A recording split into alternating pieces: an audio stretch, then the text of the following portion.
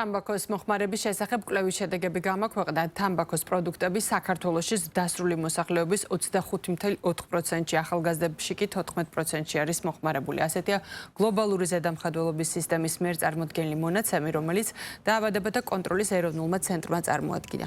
აღინიშნა, რომ მიღებული შედეგები დადებით ცვლილებებზე მიუთითებს, თუმცა თამბაქოს კონტროლი კიდევ უფრო უნდა გამკაცრდეს.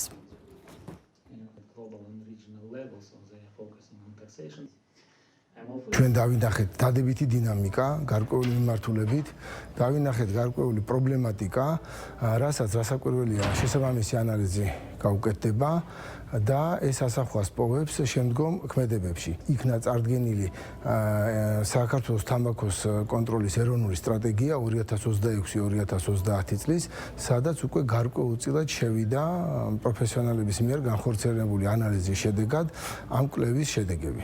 მოზრდილთა თამბაქოს მოხმარების გლობალური კვლევის მონაცემები მკაფიოდ ადასტურებს, რომ აღნიშნული პოლიტიკა შედეგიანია. თუ ადრე საუბრობდით, რომ თამბაქოს მოიხმარდა საქართველოს მოსახლეობის დაახლოებით 30%, დღეს ეს მაჩვენებელი 1/4-მდეა შემცირებული. ეს პროგრესია. ანგარიში და მასში ასახული მონაცემები გახდება მყარი საფუძველი ქვეყანაში თამბაქოს კონტროლის პოლიტიკისთვის.